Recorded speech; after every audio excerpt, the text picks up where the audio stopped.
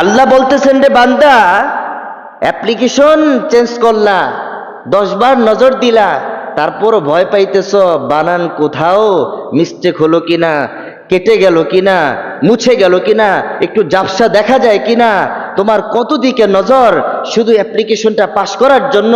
পাশ হইলেই তো চাকরিটা হয়ে গেল, ইন্টারভিউ কনফার্ম। আল্লাহ বলছে, বান্দা তুমি যে ফজর করে দৌড় দাও, ফজরটা ঠিক মতো আদায় হয়েছে কিনা, বসে চিন্তা করছো কিনা 10টা মিনিট। 2 রাকাত পরেই যে আমি দৌড় দিলাম, বান্দা 2 রাকাত পরে 10টা মিনিট বসে একটু চিন্তা করছো 2 রাকাত নামাজটা ঠিক মতো আদায় করলাম কিনা।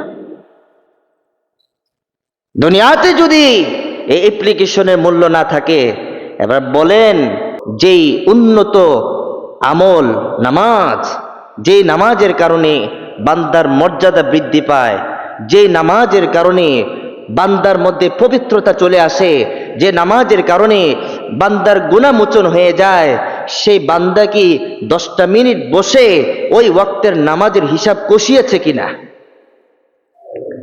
দেখেছে কিনা যে আমার নামাজটা হলো কিনা? বলো বান্দা, তুমি কি আমল করে আমার কাছে কি পাইছো? তুমি যে আমল করছো আমি তার 3, 4, 5 ডবল গুণ তোমাকে আমি দানই করছি। কি আমল করছো তুমি বলো আমাকে বান্দা। আমি আমার রবের জন্য কি করছি? কিছুই করতে পারি নাই। এই রমজান আমাদেরকে আল্লাহ দিছেন, এই রমজানে আমি আমার রবের জন্য কি করছি? কিছুই করতে পারি নাই। নিজের জন্যই বা কতটুকু চাইছি? কিছুই চাইতে পারি নাই। আল্লাহ বলছে, তারপরও বান্দা তোকে আমি মাহরুম করব না, তারপরও তোকে বান্দা আমি ভুলে যাব না। তুই যে কাতারে বসে গেছিস, রোজাদারদের সাথে মিশে গেছিস, জেনে নে তাদের সাথে তোরেও মাফ করে দিলাম। আর কি করেছেন জীবনে, আর কি পেয়েছেন আপনি জীবনে, হিসাব মিলিয়ে দেখেন। এর ঋণ কখনো শোধ করা যাবে না, কখনই হবে না। দুনিয়াতে একটা প্রবাদ আছে, মায়ের ঋণ শরীরের চামড়া খুলেও কি শোধ করা যায় না। মায়ের ঋণ যেখানে শোধ করা যায় না, শরীরের চামড়াকে ডুগডুগি বানাইলেও, শরীরের চামড়াকে টেনে বের করে মায়ের সামনে তুলে ধরলেও যদি মায়ের ঋণ শোধ করা না যায়, এবার বলো তোমার মাকে বানাইছে কে? আল্লাহ। সে আল্লাহর ঋণ কেমনে পরিশোধ করবা? কোথায় তোমার সক্ষমতা, কোথায় তোমার ক্ষমতা? মায়ের ঋণই যেখানে তুমি পরিশোধ করতে পারতেছো না, 1 ফোঁটা দুধের ঋণও নাকি পরিশোধ করা যায় না, এরকম প্রবাদ আছে সমাজে। তাহলে সেখানে তুমি তোমার রবের এই নিয়ামত কিভাবে তুমি আদায় করবা? শুকরিয়া কিভাবে আদায় করবা? আল্লাহ সুযোগ করে দিছেন, সহজ করে দিছেন। মসজিদে গিয়ে 2 বার সেজদা দাও, শুকরিয়া আদায় হয়ে গেছে।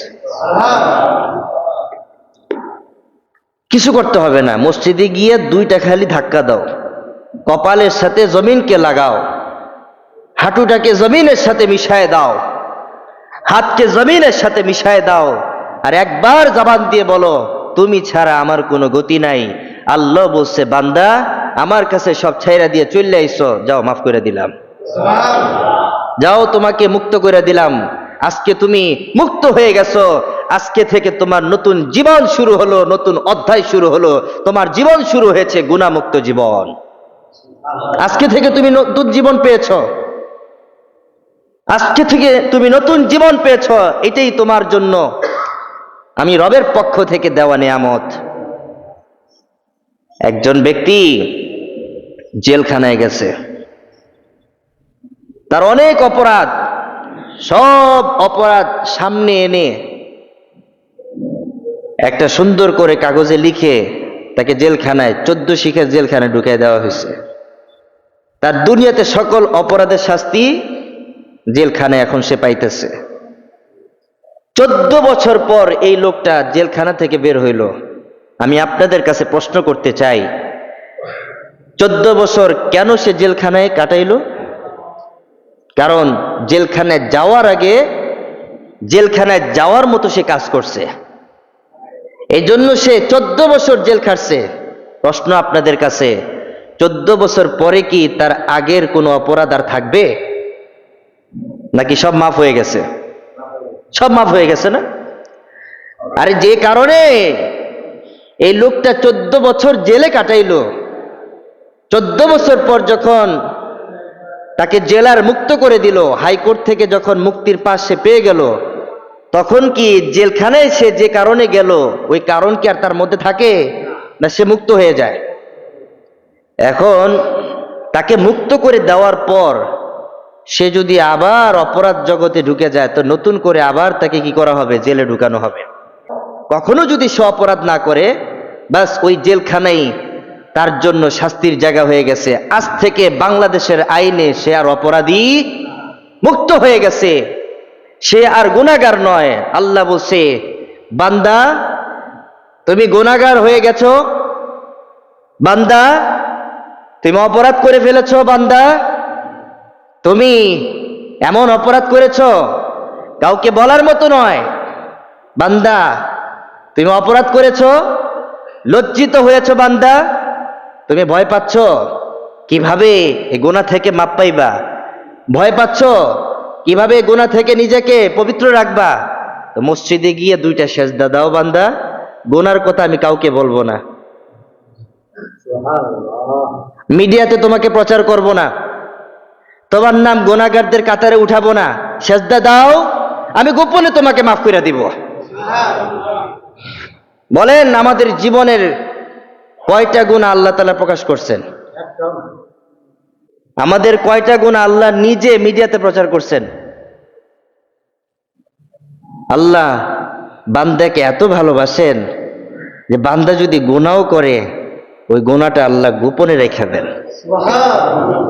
যদি বান্দার গুনাহ আল্লাহ তাআলা প্রকাশ করতেন, এই চেহারা দেখানোর মতো থাকতো না।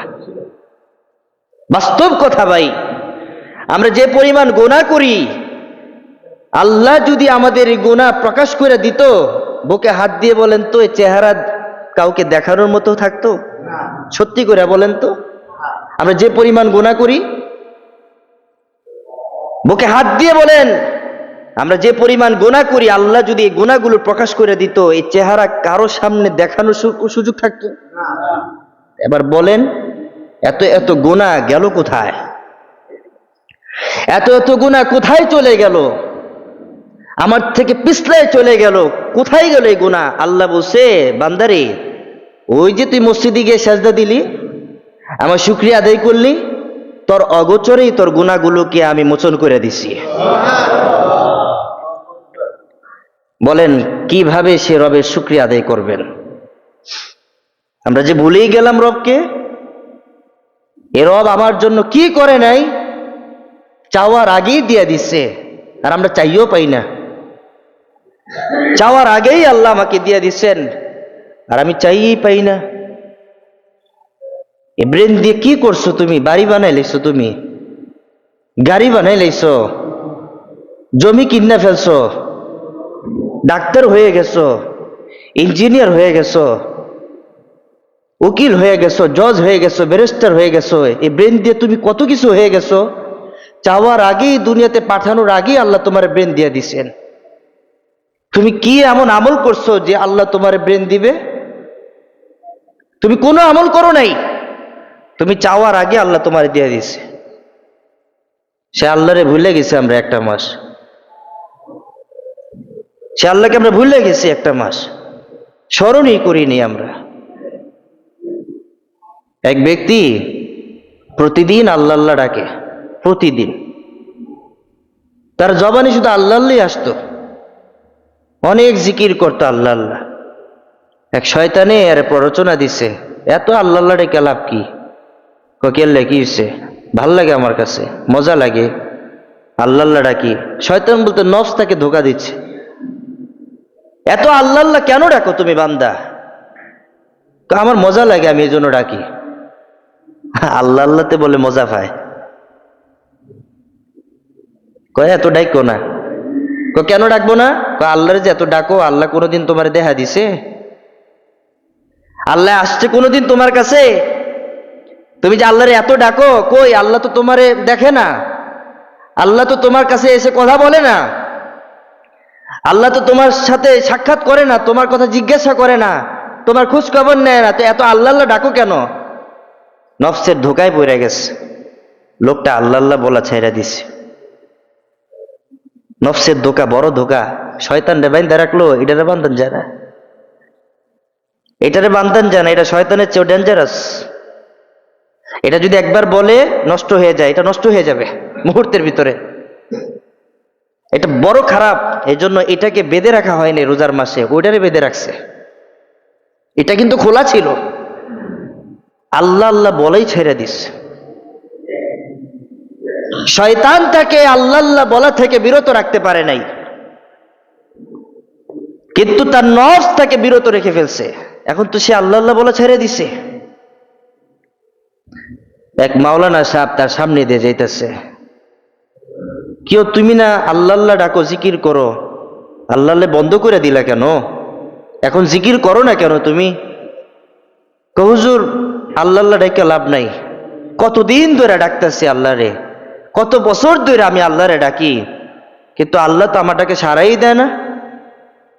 ওই যে আমরা নগদে বিশ্বাসী, মানে নগদে সব পাইতেই হবে, বাকির কোনো মাসলা হবে না, বাকির কোনো জিনিস নাই। মাওলানা সাহেবকে বলতেছে, হুজুর আমি এত বছর ধরে আল্লাহকে ডাকি, আমার কাছে তো আমার আল্লাহ আসে না, সাক্ষাৎ করে না, তা আমি আল্লাহকে ডেকে লাভ কি? এজন্য বন্ধই করে দিচ্ছি। তখন এই মাওলানা সাহেব জবাবে কি বলছে জানেন? করে, বান্দা তুই তো অবুঝ বান্দা, তুই বুঝলি না, তুই যতদিন তোর আল্লাহকে ডাকছ ততদিন তোর আল্লাহ তোর সাথেই ছিল। তুই যতবার তোর আল্লাহকে ডাকছ, তুই ভাবলি না তোকে আল্লাহ তাআলা আরেকবার আল্লাহ বলার তৌফিক দিত। এই তৌফিকটা যিনি দেয় তিনি দূরে থাকে না, তিনি কাছে চলে আসে। তুই বুঝোস নাই বান্দা। একবার আল্লাহ বলার পর যখন তুই দ্বিতীয়বার আল্লাহ বলছ, তখনই তোর বোঝার উচিত ছিল যে দ্বিতীয়বার কে আমাকে আল্লাহ বলার ক্ষমতা দিল, কে সুযোগ করে দিল, এই লোকটা কে, এই সত্তাটা কে, তিনি কত দূরে আছে? তিনি কত দূরে না, তিনি অনেক নিকটে আছে। মহানবী মুহাম্মদুর রাসূলুল্লাহ সাল্লাল্লাহু আলাইহি সাল্লামকে আল্লাহ বলছেন, শিখাই দিতেছেন, নবী যদি আপনার উম্মত জিজ্ঞাসা করে যে তাদের রব কোথায়, তুমি নবী তাদেরকে বলে দাও তাদের রব তাদের সাথেই আছে, তাদের রব তাদের নিকটবর্তী আছে। যতটা না নিকটবর্তী তাদের রগ, যতটা না নিকটবর্তী তাদের কান, যতটা না নিকটবর্তী তাদের চোখ, যতটা না নিকটবর্তী তাদের চুল, তার চেয়ে অধিক নিকটবর্তী, মানে তার পুরো অল বডির সাথে আমি আল্লাহ মিশে আছি। সে আমাকে যেখানেই টাচ করবে সেখানেই আমাকে সে উপলব্ধি করতে পারবে। সে বুঝে নাই একবার আল্লাহ বলার পর দ্বিতীয়বার আল্লাহ কে বলাইলো, কে সুযোগ করে দিল, কে তৌফিক দিল, সেইটা বুঝে নাই রে বান্দা। তাকে বুঝাই দাও যে আল্লাহ তোর সাথেই ছিল, তুই যেদিন থেকে আল্লাহ বলা বন্ধ করে দিছিস সেদিন থেকে আল্লাহ তোর থেকে দূরে সরে গেছে। আমরা তো এটাই মনে করি রে ভাই, নামাজ পড়ি, এত নামাজ পড়ি, গুনাহ কেন ছাড়ি না, এত নামাজ পড়ি, ভালো কেন হই না, আল্লাহ কি আমাকে দেখে না? আল্লাহ দেখেন, কিন্তু তোমার নফস তোমাকে ধোকা দেয়, গুনাহ করে ফেলো, তুমি সেখান থেকে বাঁচতে পারো না, কিন্তু আল্লাহ ঠিকই তোমার সাথে আছে। এটা আমরা উপলব্ধি করতে পারি না, এটা অনুভবে আনতে পারি না। কিভাবে বুঝাবো আল্লাহ আমাদের কত নিকটবর্তী? যখন বান্দা জিনা করে তখনও আল্লাহ বান্দার সামনে থাকে। কিভাবে থাকে চলেন আমরা একটু আঁচ করি। বান্দা যখন জিনা করার জন্য সামনের দিকে অগ্রসর হয় তখন চিন্তা করে, বউ জানলে কি হবে, সন্তান যদি জেনে যায় কি হবে, সম্মান থাকবে, যদি কোনো সাক্ষী দেখে ফেলে সম্মান থাকবে। এই যে কাজটা করার আগে তার ভিতরে ভয়, এই ভয়টা আল্লাহ তাকে দান করছেন। কোথায় নাই আল্লাহ বলেন? গুনাহ করতে যাবেন, গুনাহ করার আগে তো কয়েকবার চিন্তা তো করেন নাকি গুনাহটা করতেছি কিভাবে করি, তোর করেই ফেলি, আবার ভয় জাগে, এক পা অগ্রসর হলে দুই পা পিছিয়ে যায়, চিন্তা করি তারপর শয়তানের ওয়াসওয়াসা, নফসের ওয়াসওয়াসা আমি গুনাহটা করেই ফেলি।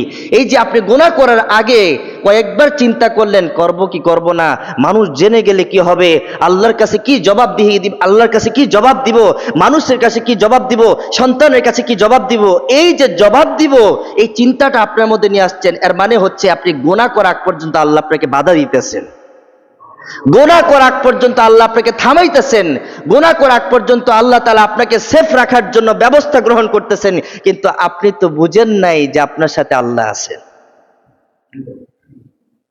আপনি বুঝেন নাই। কিভাবে বুঝবেন যে আল্লাহ আমার সাথে আছে?